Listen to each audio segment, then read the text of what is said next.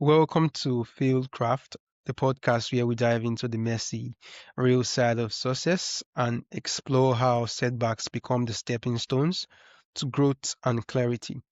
Today's guest is Stacie Shifflett, a true master of transformation. She's led the acquisition of a $50 million software company, pioneered tech for the government, and even raised llamas. After the collapse of her 28-year marriage, Stacie had to rebuild her life from the inside out. She's here to talk about that journey, how she stepped off autopilot, and how that profound setback became the foundation for her work, helping others find their treasure map to joy. Stacie, thank you very much for being here. It's a real honor to have you on the show today. Thank you for having me. I appreciate it. All right, so let's dive in. Your story is so powerful. You've you've had these incredible business wins. You were open in your bio about navigating collapse of a 28-year marriage and having to rebuild your life with intention. So can you take us back to that time? So what did that personal moment felt like for you? Well, I describe it in one of my books that I felt like Humpty Dumpty, right? That I had fallen off the wall, if you know that American fable, I guess it is, or fairy tale, and I had broken into a million pieces. And I Mm, just wasn't sure how I was gonna be able to reassemble all of those pieces back into a whole person. That's what happens when the entire foundation of your life gets destroyed, you know? yeah. So uh how did you begin to, step off autopilot after that moment? Well, I did everything I thought I was supposed to be doing, right? I moved forward, got a house, bought a house, got moved, kind of charged up my social life. I had a business at the time, so financially I was doing fine. And I realized a couple of years into the process of kind of adapting that I really wasn't. I was just kind of going with the flow, right? I was doing the things I thought I should, and I was out and I was having fun, and I would cry at home alone and get through all the emotional pieces of a divorce after a long marriage. And I finally realized one day, I was like, Stacie, your life just isn't going to organically recreate itself. I knew from my past experiences, I'm kind of a self-made person, and I have created all of the opportunities in my life. So I decided that I needed to really get focused and create the next chapter of my life. And I took a very, very deep dive into the world of personal development at that time, which was very illuminating. And for me, I'm kind of an analyst at heart. I'm kind of geeky. I like to think about things. And it wasn't just to figure me out. I honestly went into it with the intention not only of understanding myself better, but of understanding humanity better and what makes us human and what causes us to do all of the things that we do. Okay, okay. So you talk about emotional triggers. You talk about how emotional triggers are your cheat code. So what was the biggest emotional trigger you had to navigate during that reinvention? Well, for one thing, my ex-husband knew how to push my buttons really well, right? And I would react. And finally, one day, I was like, we give our power away when we react to others. When we allow others to manipulate us, we're really giving our power away. It has absolutely nothing to do with the other individual. It has to do with our response.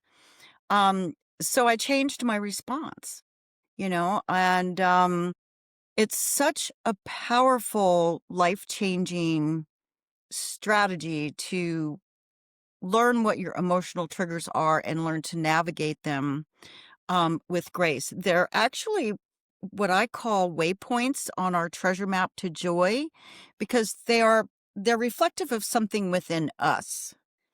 So they're clues, if you will, to our happiness and joy. We have to overcome them in order to become happy and joyful.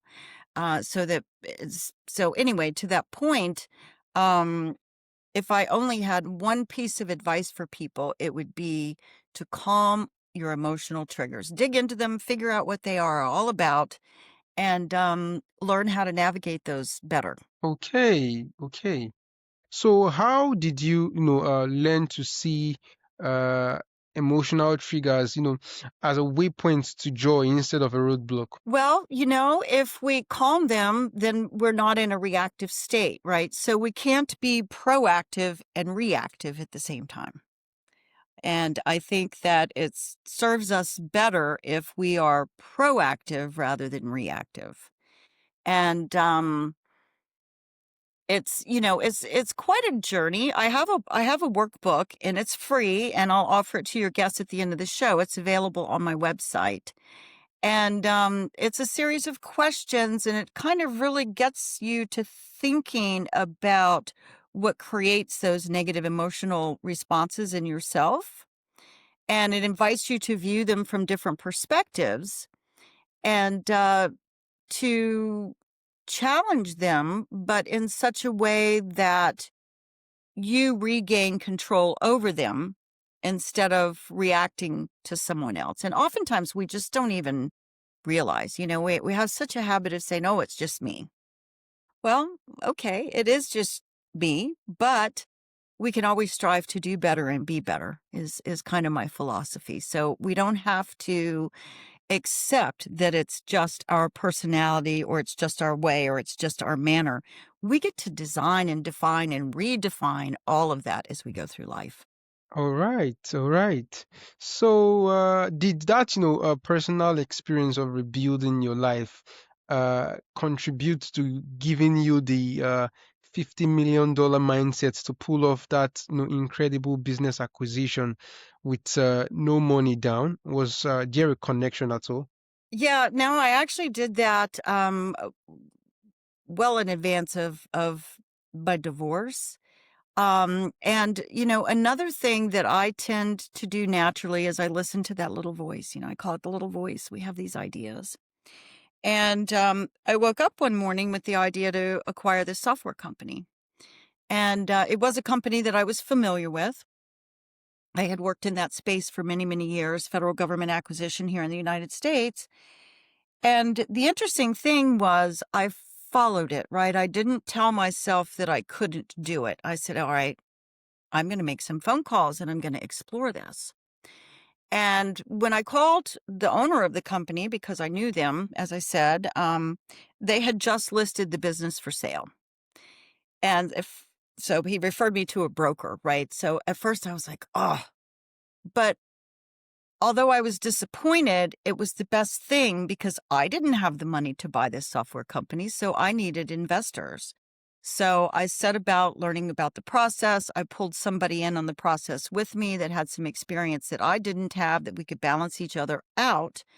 And it took 9 months of putting our decks, our PowerPoint decks and all of that together to be able to go and talk to different investment companies to buy this firm. And everybody that saw the deal wanted it. They really wanted this company. So we actually got to choose who we wanted to work with. And through that process, I got equity and a really nice employment contract, right? And then they flipped the company in 5 years to a different investment firm. I took my money and got out. Okay, okay. So, I never told Stacy. myself no. I never told myself I couldn't do it. It really was like pushing a rock uphill. And as you can imagine, I didn't mean to interrupt you, but I think this might be important for your guests. As you can imagine, a lot of people told me it was impossible. Even going through the Mm, process, they told me it was impossible. The partner that I pulled in to help me do it kept saying, we're not going to be able to do this. And I said, yes, we will. It's meant to be. And I just kept going and it was successful. that is truly inspiring. Yeah, so What do you think is the reason why most self-help fails? And also, what common self-help advice just didn't work when you were in that of crisis? Yeah. Well, I actually, in my journey after my divorce, which I'm guessing is what you're asking me about, um, I got tired of being angry, right? Mm, So oftentimes we don't take the initiative to change until we're tired of the situation that we're in, and often just tired of our own BS, if you will, right? We, we just get tired of living the life we're living. And often that results in a crisis for a lot of people, because they really don't know how to handle it or do something differently. And sometimes that's because the change is so big that we're looking at, right? We might have a very, very difficult situation, a very difficult decision to make, as I did in my marriage. Um, but if we don't make those decisions, our lives don't change. all right. So, how do you know when when it's time to actually walk away? And how did you find the courage to, walk away from that very long chapter of your life? Was just time. It's interesting because it was a long marriage, so it was successful in many ways.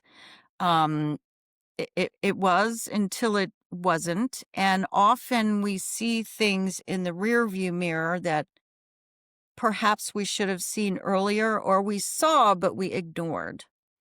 And I have a little bit of a different perspective on some of these things. Because I really believe that every experience that we have builds us into the people that we become, right? And that we collect wisdom Mm, along the ways. I had set a very, very good personal foundation for myself through that marriage and through my career. I have my wonderful, wonderful son. Um, it's interesting because I do talk to a lot of divorced women. My mom, you know, eh, early on, she was like, "Oh, I hated that you wasted 28 years of your life." And I'm like, "Mom, I didn't waste 28 years of my life." And I see so many women that are coming out of long marriages that say they wasted all that time. It's not a waste of time. I had a lot of wonderful experiences during those 28 years. And just because it ended poorly doesn't mean that it doesn't mean that I wasted my life. Right? So that's also shifting your mindset, right? Because as I said, I talk with a lot of women that are divorced, and that's often how you feel in the beginning. And you have to just intentionally shift the story that you're telling yourself. Because how awful would that be to think that I wasted all that time, right? A third of my life, a quarter of my life. That's a terrible headspace to be in. So we don't want to do that. Um, mm. yeah. All right, all right. So for the person listening right now who feels like their own life has collapsed, maybe a relationship or career, and they are just stuck on autopilot, so what is the first practical step you recommend they take? There's a couple of things I mentioned to you before we started the show. I've got a new book that just launched, and it's called Treasure Map to Joy. And it's a story. It's a parable, if you will. So there's a lot to be learned from it because we could see ourselves in the story, and that's what I love about parables. Um, but the the deeper meaning of that is, the theme of the book is disruption isn't destruction. So Mm, oftentimes feel that our lives have been destroyed by an event. Our lives are long. It isn't necessarily Our lives aren't destroyed. It is a disruption. It's a major disruption. I lost my first child years and years ago, and that almost destroyed me.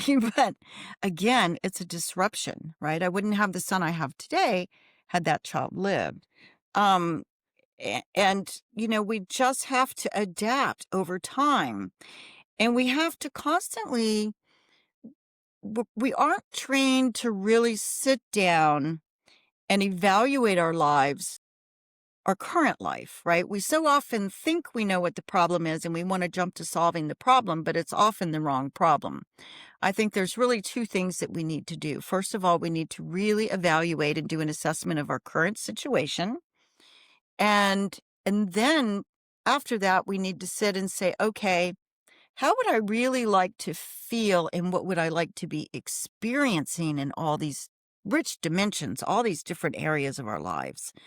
Not just external, right? Not just a pay raise or a promotion or a college, but how we want to feel as a whole being with all of the dimensions of our life, right? That make up our experience. And so that's kind of what the book does. It's a story of a woman that goes through um, my coaching program, actually, but it doesn't really come through that way. But I think those are the two things that we really, really need to get clarity.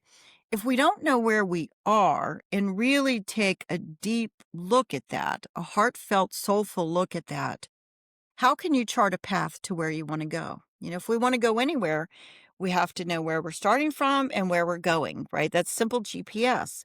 And our lives are the same way. Where am I now? And where do I want to go? And the other thing is that people often take too big of a leap there, right? They want to take this gigantic leap. We really just need to create the next best version of ourselves, our next best experience. And then we do that over and over and over. And that's how we grow through life. Fantastic. Fantastic. So, Stacie, after all these reinvention from llama farming to Yes. $50 million acquisition to rebuilding your personal life, what does being successful truly mean to you now? I really think it means being at peace with yourself, at peace in your heart. I think that's the most important thing. I think that is our most precious personal asset is, Mm, is peace. And I think that when we create peace in our hearts and when we understand that joy, right, the treasure map to joy, is not something defined that's outside of ourselves. Joy is as unique to each one of us as is a fingerprint. So when we really stop to think what creates joy for us as an individual and we lean into that, and we begin taking steps in that direction, it's so interesting how things unfold because they start to move forward for us. And we're not pushing against something, our lives start working with us. And the thing is, joy and peace is so very important. And even when we're going through very, very difficult times, it can be there for us as an undercurrent to return to again and again. Even if we're experiencing something um, that's very unsettling, disruptive, we still have to find the time and the inclination to remember to be grateful for our situation because we're always better off in some ways, right, than others. And when we start leaning into those things and leaning into gratitude, it helps support us, right? We can remind ourselves, yes, I'm going through this terrible situation, but I am grateful about this and this and this, and I'm so happy for that. Right. I was so grateful for friends that supported me through the divorce. I was grateful that I had the financial capacity to support myself. Um, we need to remember those things too. Otherwise, we become the negative story. all right, fantastic. So, Stacie, you are also an author, right? Mhm. Yes. Yeah, you recently wrote another book, Treasure Map to Joy. Can you just give us an overview of your books and specifically shed light on Treasure Map to Joy? So what was the motivation behind writing that book, and what value should one expect to get from reading it? I think that the biggest the treasure map really is a metaphor for reclaiming your own inner direction, right? Mm, Nobody gives us a map. We have so many external influences that tell us what should make us happy, how we should define success, et cetera, et cetera, et cetera. Um, and I think as we come into adulthood, we begin to question some of those things. And it's good to question those things. And so it's really reclaiming our inner direction when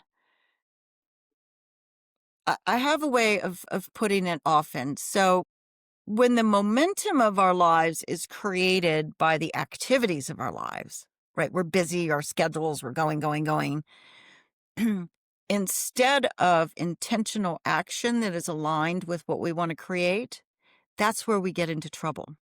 So that's where I like for people to step out of just autopilot and take the controls and direct their life intentionally the way that they want it to go for. So, it's really, the book really is, joy is not something you chase. It's something that you discover by coming back to yourself. mm. That's really the premise of the book. All right, fantastic. It sounds like a really interesting book, filled with so much value. So, Stacy, this has been so insightful. So, for our listeners who want to start charting their own treasure map to joy, so and perhaps get that free workbook that you offer. So, where is the best place for them to go? You can find me and everything about me on my website, which is modernconsciousness.com, and you'll probably put that in the show notes. Yeah, sure. And under programs, you will find the Navigating Your Triggers workbook, which is free. And I also have a free self-sabotage quiz that is listed under my programs, and there's no charge for either one of those. Fantastic. So it was a great time chatting with you on the show today, Stacy, and I am really excited to have the conversation. Thank you so much, Ezekiel. I enjoyed it.